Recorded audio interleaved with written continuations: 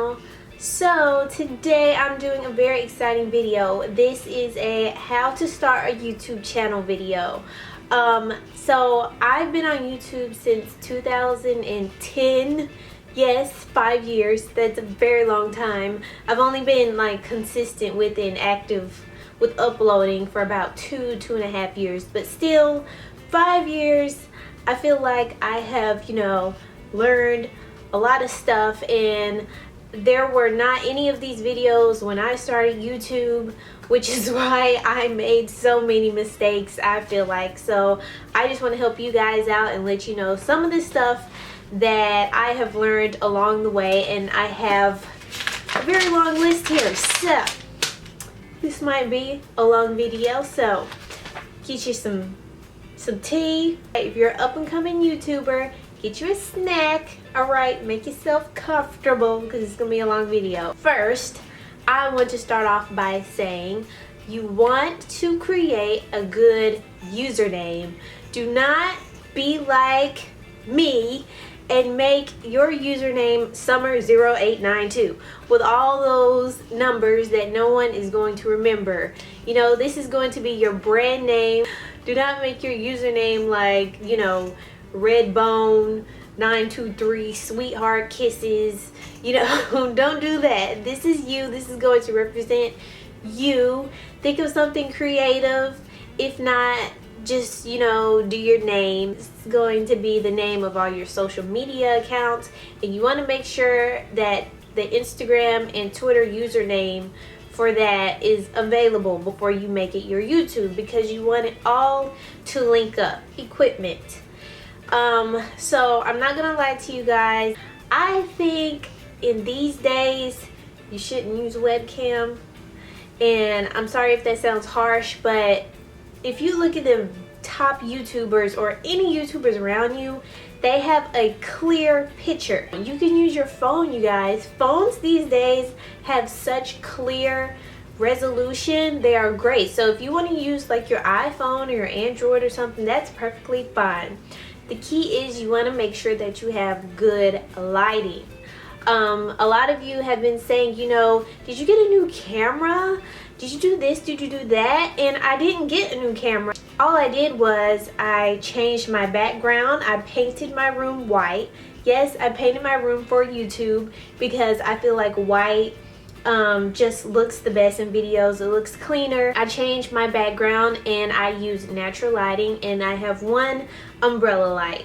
I got 2 umbrella lights from Amazon. I will link it down below. But the best lighting and the cheapest lighting is natural lighting. So if you have a window, if you can even go outside, that would be best. If you are, really serious about YouTube, you might want to invest in a good camera. Right now, I am using the Canon EOS Rebel T5i. I got this about 6 months ago, and I ordered it around Christmas time from QVC.com. And with QVC, you can get like on the Flex pay plan, and you can just like make monthly payments on it. So that's what I just did, and I just paid it off. And I am just so excited that I finally own, a DSLR, and it is such great quality. If you want really good quality, the lens. The lens is the biggest thing. A lot of people on YouTube use the Sigma 30mm lens.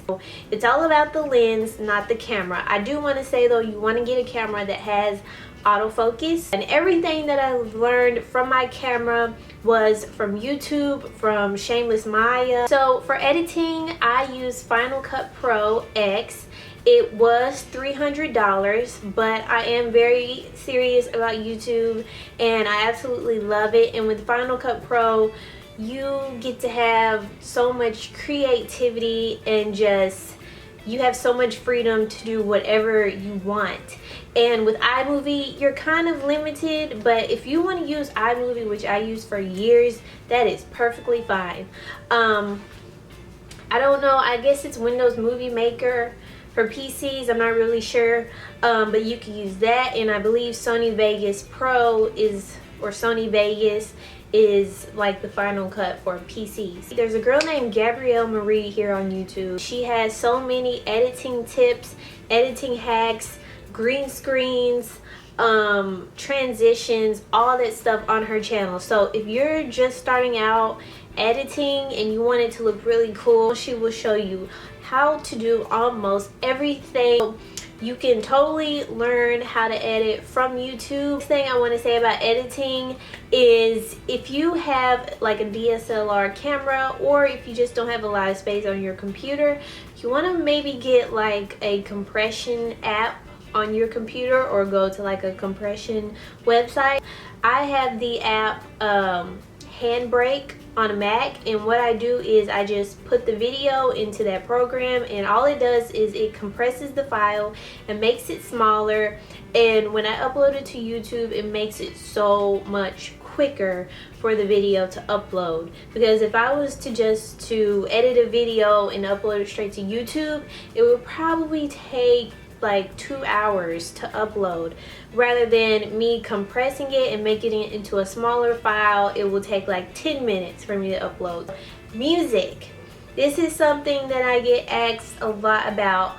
I get my music mainly from SoundCloud, and what I do is I find a song, maybe a remix or something, but not a really popular song remix, or I just find like an original song with the original artist, and most of the time the artist will have their email, their contact information like on the side of SoundCloud, and what I'll do is I'll just email them and I'll ask them like, hey, I have a YouTube channel, can I use your music in one of the backgrounds of my videos? I will give you credit. More than likely they will email me back and tell me it's okay. Sometimes you don't get an answer back, but hey, that's okay.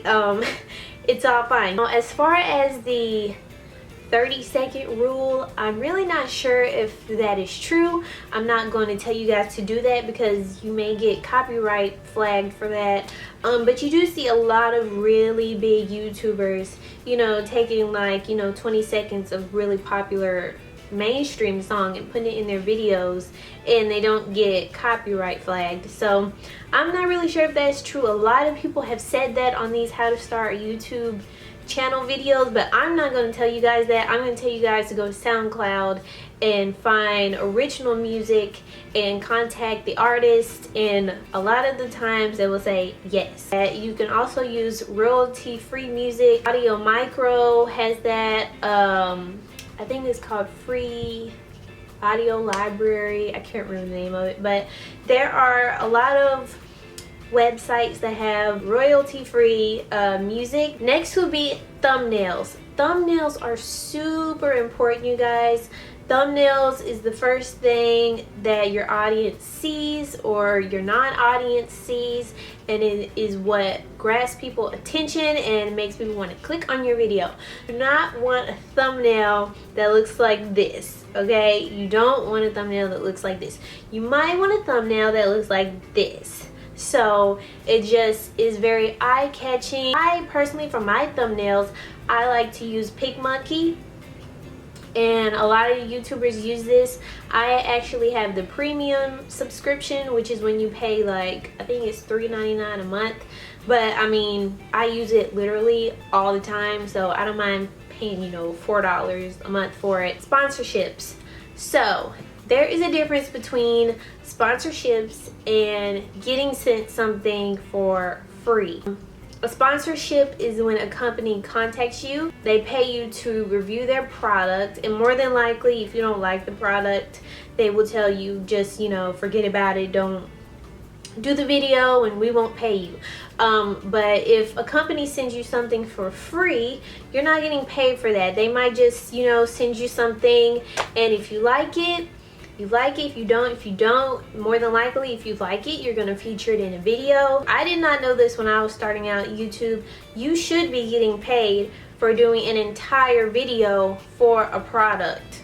You are exposing their product to thousands of people, and all you're doing is getting, you know, like a little $15 product. Like, No, you should be getting paid for that. People get contacted so many times for sponsorships, like but you want to be very picky with it. I have like over 100 videos, 3 videos for sponsorships, and 3 or 4 out of like the 100 that I have, and that is because I am very picky. I'm not going to sponsor something that I don't like, and all of those brands I was already using before, or I heard about them and heard that they were really good, and when I tried it I actually really liked it.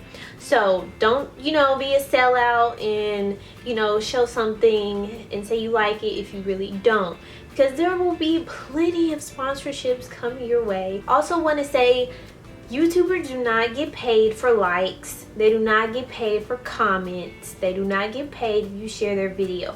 All that simply does is when someone goes to a channel and they see that this person liked someone else's video, all it does is kind of like spread the word about the video. They're like, oh, this person liked this video, so I'm gonna click it. Really, all it does is share the video. You get paid for the ads that are on your video. This is how YouTubers kind of make a living, through ads, which really isn't that much money. Really, sponsorships is the main thing, because that's kind of like where the bigger money is. YouTube friends. You want to make YouTube friends.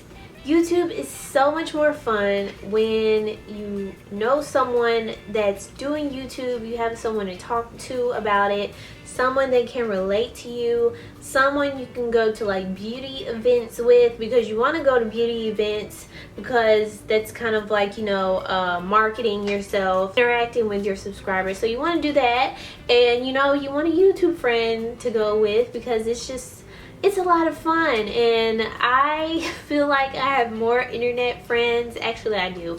I have more internet friends than I do friends in real life. We can collab with them, and doing collabs will expose your channel to another audience. Networks.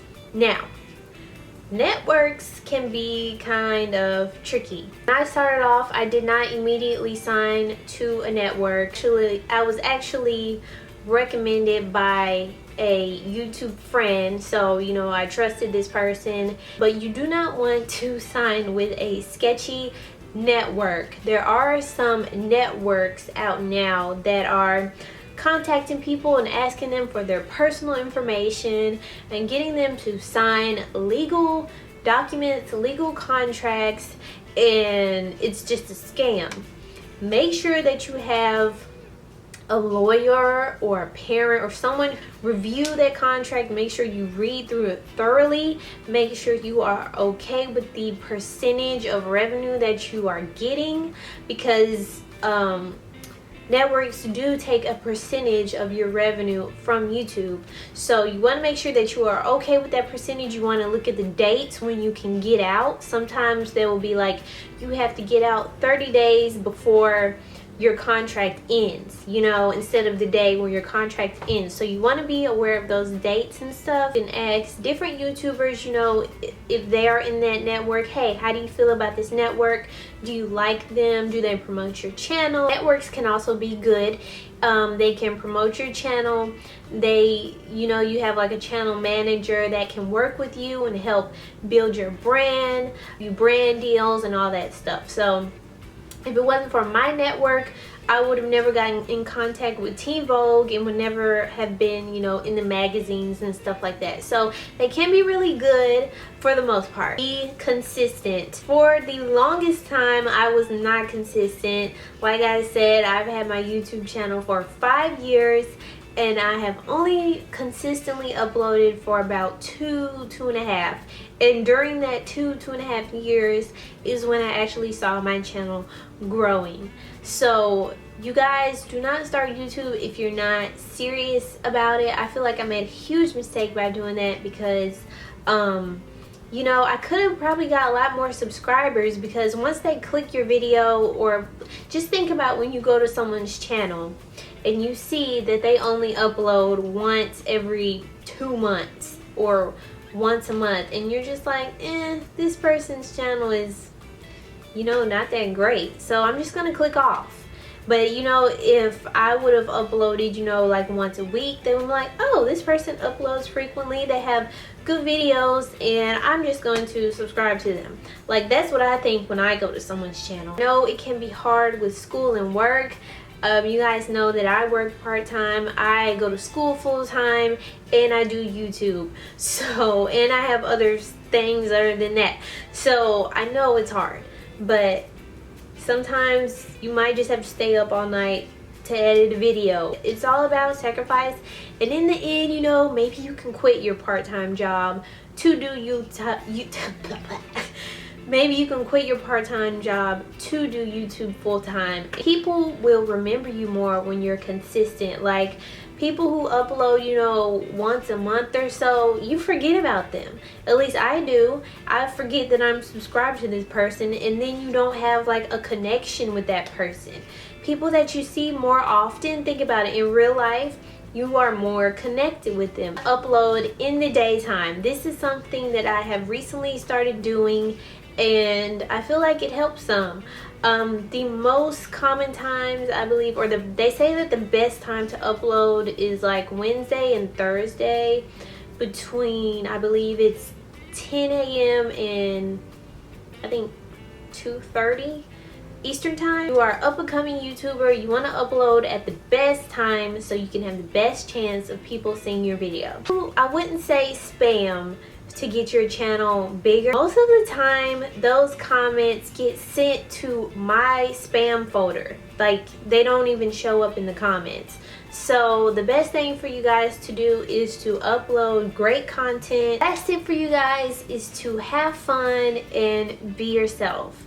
If you are not having fun doing YouTube and you are trying so hard to be someone else, I don't think it's going to be for you, because you can tell when someone is doing a video and, you know, they're not really into it, or they're just doing it for the money. Do it on topics that you absolutely love. I kind of struggled with this some because I felt like, okay, all my audience wants to see is hair videos, but I'm tired of doing hair videos. So I just started doing what I wanted to do. And my channel started growing even more because you could see that I was having fun doing what I was doing. There are people out there, you know, who enjoy the same stuff that you do. So you're gonna have people watching. I suck at doing makeup, so I'm not gonna do makeup tutorials. Stick to what you know, stick to what you are good at, what you absolutely love. You could just have a great personality. And an example of that I would say would be Graveyard Girl. I'm not saying that she's not talented, because I think she is, but what draws people to her is her personality.